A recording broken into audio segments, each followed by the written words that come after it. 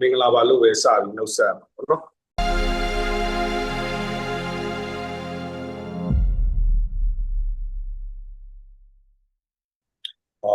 ကျွန်တော်နာမည်ကတော့ဘုံကတော့ကလာကြီးလို့ပဲသိထားကြတာဒီလိုပဲသိထားတာလည်းပိုကောင်းမယ်လို့ထင်တယ်เนาะကျွန်တော်တို့အခုမိတ်ဆက်မယ်ဆိုတဲ့အကြောင်းအရာလေးတစ်ခုမှာပေါ့ကျွန်တော်စပြီးတော့မိတ်ဆက်လိုက်ပေါ့နော်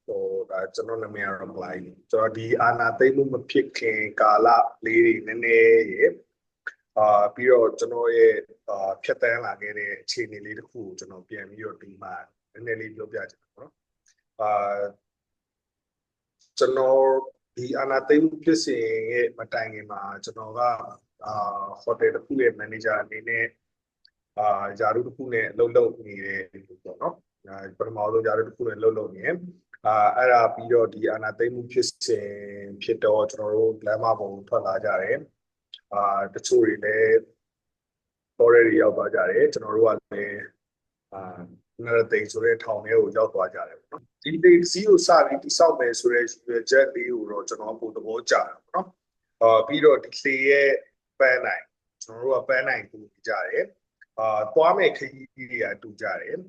အဲ့တော့လေစီကိုစပြီးတိဆောက်ဖို့ပြည်လဲပြေကိုတက်တမ်းဖို့ဆိုရင်ကျွန်တော်တို့ကြားထဲမှာအခက်အခဲတွေရှိနေမယ်အချက်တဲတွေရှိရဲကြော်ဖြတ်ရမယ့်မုံတိုင်းတွေရှိရဲခဏခဏနားထိုးရမယ့်ကျွန်းတွေရှိတယ်ပေါ့နော်ဒါကိုကျွန်တော်သဘောပေါက်တယ်ပြီးတော့ကျွန်တော်တို့သွားမယ့်စီမံချက်တွေပန်းနိုင်တွေအကုန်လုံးကတူနေတယ်ပြီးတော့စိတ်တူပူတွေဖြစ်နေတဲ့တော့ကျွန်တော်ဒီခရီးစဉ်လေးမှာလိုက်ပါဖို့ရပြီးတော့ကျွန်တော်ကိုယ်တိုင်လည်းဒီလေးတစ်စီးကိုတိဆောက်ပြီးတော့ကျွန်တော်တို့ဆက်သွားကြမယ်ဆိုတဲ့ဟာလေးနဲ့ပဲကျွန်တော်ဒီစီကိုပါအောင်ပြတာကျွန်တော်တို့ကဒါနိုင်ငံရေးပြည်သူ့ကာရေးလည်းမဟုတ်ဘူးเนาะဒါကျွန်တော်တို့မြင်နေရတဲ့အမြင်ကျွန်တော်တို့ထင်တဲ့အထင်မှားကောင်းလည်းမှားလိမ့်မယ်တချို့ຢာတွေမှာကကျွန်တော်တို့ပြောတာကစီးရီစနစ်တွေပေါင်းနေနဲ့တွေးဖယ်ပြီးဖြစ်ချင်လည်းဖြစ်နေလိမ့်မယ်ပေါ့နော်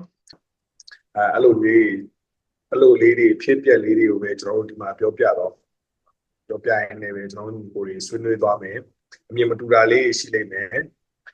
ပြောစရာရှိတာလေးရှိလိမ့်မယ်အဲ့ဒါလေးတွေကိုကျွန်တော်တို့